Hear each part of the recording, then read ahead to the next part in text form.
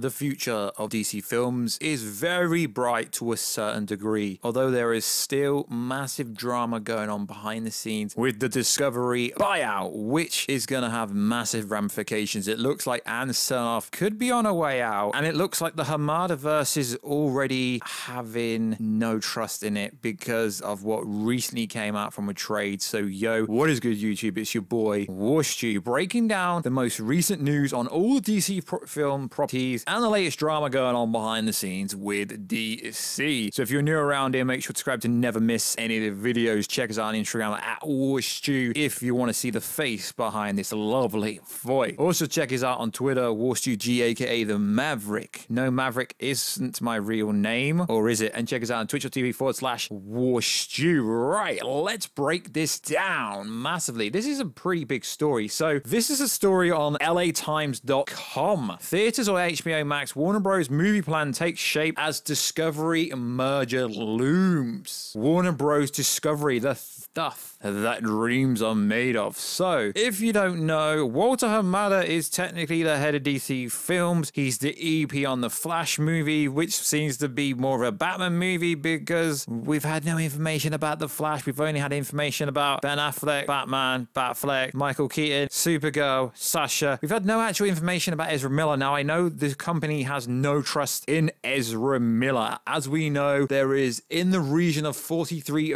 billion Discovery merger, although they are literally taking over. It seems there's no actual confidence in movies going forward. Warner Brothers are very skeptical with the leaders behind them, Jason Keeler, basically going, what's recently come out is actually pretty darn ridiculous. So let's break down what it actually says and the ramifications for this. So the most expensive DC films up to for a year starting in 2020 are designed for releases in theaters, Mr. Hamada said. Additional superhero films 2 annually is the goal. Perhaps focus on riskier characters. Hang on a minute. Riskier characters. We'll focus on riskier characters. Batgirl and Static Shock. Exclusively on HBO Max, which is Warner Media's flagship streaming service. It also lists Blue Beetle, which would be the first mainstream Latino superhero film. Static Shock is too risky for theatrical release. They have no confidence. The leadership, what is going on? This is really weird. Batgirl, Static Shock, Blue Beetle. There is going to be outrage if this does not get a theatrical release. The first mainstream Latino superhero film from DC, and they want to push it to a streaming service release. Now, initially, Jason revealed the information for the streaming services day-and-day release because the theaters were closed. It was a great thing. Regardless to what everyone says, Godzilla vs. Kong, Mortal Kombat coming straight on streaming before cinemas opened was a great thing. And now it's like Jason is kind of taking the blunt end of the stick because he was in the wrong for doing so. But if he didn't do so, there'd be no content outside of DC and Netflix. So as a DC fan and a Monsterverse fan, I truly think that was a really cool thing that Jason Keller did. I'm just very skeptical about the Flash movie when you got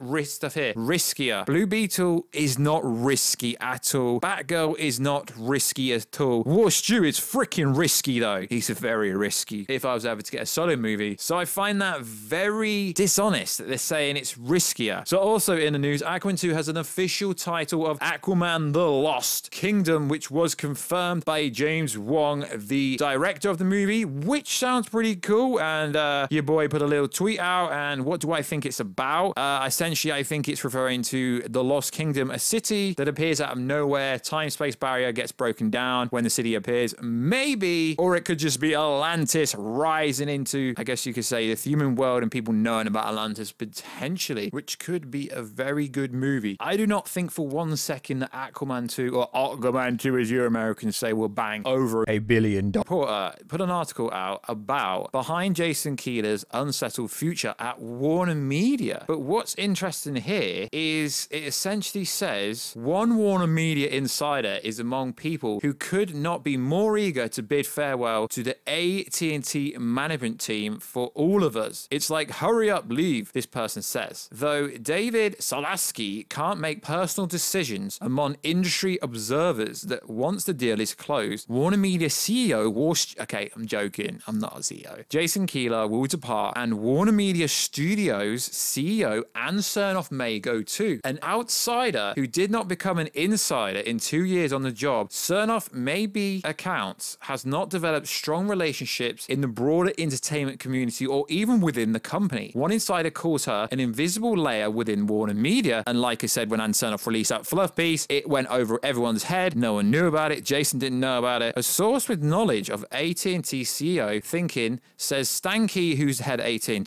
wants to protect her because he brought her in. The decision, of course, will be David Solosky's. So as we said, David has said when he comes in, he's looking at everything that's been pitched to Warner Bros. In the last 12 months. Now, the slogan is stuff things are dreamt of. He wants to repair broken relationships. He wants to bring the talent in, talk to them, people like Christopher Nolan, Warstu, Zack Snyder, and all that kind of stuff. So Ann Cernoff can think she's the Don, but realistically, she is not the Don. So it's a very interesting article. Now, I've been asked by a bunch of people to cover this, so I thought I'd cover it. And I was asked just today by a user that literally said this question. Question may be this for a future topic. Will you address this in a near future video? Do you think or believe this will happen with the Discovery merger? Will Ann Cernoff be fired or anything like that to help the Snyderverse? No, I'm not reading this from any super duper scoopers or something like that. So essentially, I don't think Ann Cernoff will be fired. I think if Ann Cernoff is going to go, she will go of her own free will, just like Jason's going of his own free will, and he's going to make a tidy sum. And if she leaves, she will make a tidy sum as well. I strongly don't think she will be fired because although it is a merger, AT&T will still have the majority stock in said new company. So it's very